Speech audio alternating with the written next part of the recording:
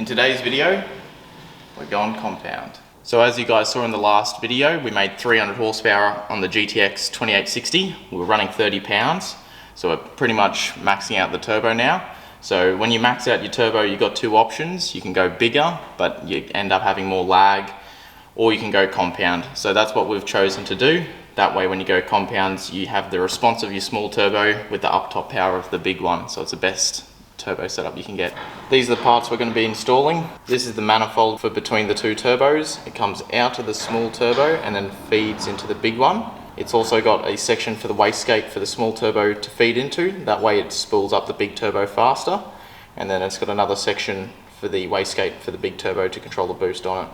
This is the big turbo we're going to be running. It's a GTX 3071. We've had it all ceramic coated, and the hot side is a tile 0.82 hot side. To control the boost on the big turbo, we're running a Turbo Smart 40mm wastegate.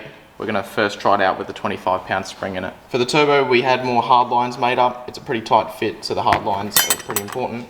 This is the down pipe. This will be coming off the back of the big turbo. 3-inch outlet, then goes to 3.5-inch at the end. This is the pipe to connect the cold sides of the two turbos. So the outlet of the big turbo will then feed into the inlet of the small turbo.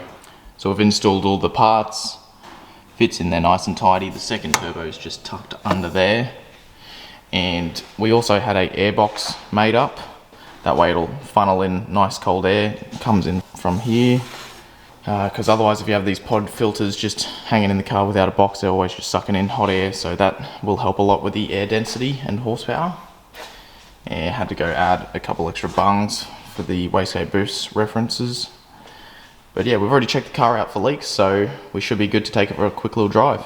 Alright, we'll just go take it nice and easy, since I don't know how we hooked up the boost lines, just in case it might overboost or something.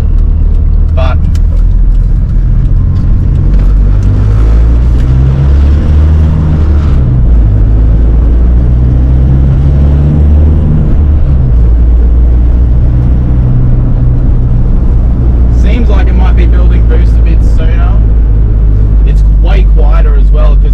turbo will act like a muffler.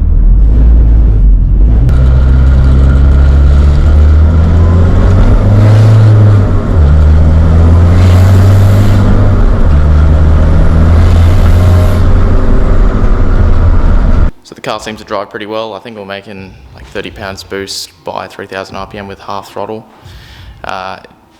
It seems to make boost a lot sooner. But it doesn't sound as cool because you've got the two turbos muffling the noise, and the screamer pipe's not in the merge collector of the first manifold anymore, but that's a good. Hope you guys liked that video though, and on the next one we'll be getting the car tuned. Hopefully we make around 400-ish horsepower.